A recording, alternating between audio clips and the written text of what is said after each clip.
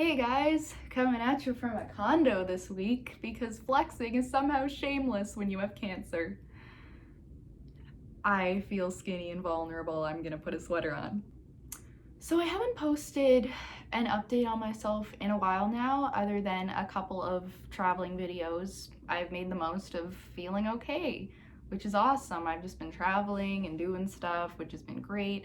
I'm in my last semester of college now, and that's awesome. I'm like 3 months away from graduating, and that makes me so happy, but it also makes me very sad because I love my program. I love my program so much, I don't want it to be over. I've been on a bit of a high horse this round, I think, because of my Stairway to Heaven climb. Like, I really wasn't appreciating being treated like a sick person during my night in the hospital on Tuesday. The constant monitoring, the asking if I need a wheelchair. I think the worst is wait until we lower the bed so that you don't hurt yourself getting down when the bed is like 2 freaking feet in the air. Externally, I'm smiling and agreeable, but the voice in my head is just like, Sharon! Sharon, I just climbed 2,500 feet up to the summit of Pukeakiakaho. I will jump off this bed, Sharon. Do you understand? I will catapult myself through this plate glass window and cannonball into the streets below and still be okay. Do you know why, Sharon? Because nothing kills me. PRRT has been okay. The treatment has me a bit nauseated. My symptoms are much more controlled now, even though sometimes I do have the odd mishap with my vital signs like heart rate and blood pressure. For those who don't know what my symptoms are, I briefly have flushing, bouts of dizziness, occasional random episodes of shortness of breath. They don't really happen much anymore. And of course, heart palpitations, which are my #1 most hated symptom. Had them since I was a kid, and they're obviously worse now as an adult fighting this disease. Most days it's not too bad though, so I'm thankful. I think I'm gonna get a Fitbit though because I obsess a lot over my resting heart rate. It's extra bad when I enter the hospital up until I leave, basically, because stress exacerbates my symptoms, and I have terrible post-traumatic stress disorder associated with hospitals, ambulances, even simple medical equipment like blood pressure cuffs. Basically, my heart is pounding most of the time that I'm in the hospital, just from being there. And that's understandable, isn't it? It's a scary place. People die in the hospital. People die from what I have. Walking into the hospital immediately flicks on the "you are going to die here today" switch in my brain. And half of me is terrified. Terrified to be just a body in a morgue. And the other half of me is laughing.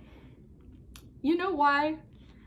Because last month, Ottawa hospitals ran out of places to put the bodies because all the morgues were full, and so I guess bodies were being discovered in conference rooms.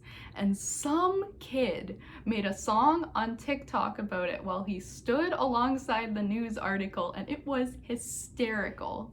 He did this stupid dance. I can't even do it. He's all like, all the morgues in my city are full. All the morgues are full. Please stop dying within city limits because all the morgues are full. I can't do it. If you want to die, don't die in my city, please. We are running out of space for... I don't know.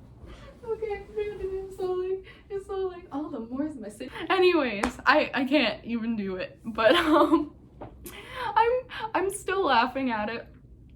And no one thought it was funny except for one dear friend who loves engaging in dark humor with me.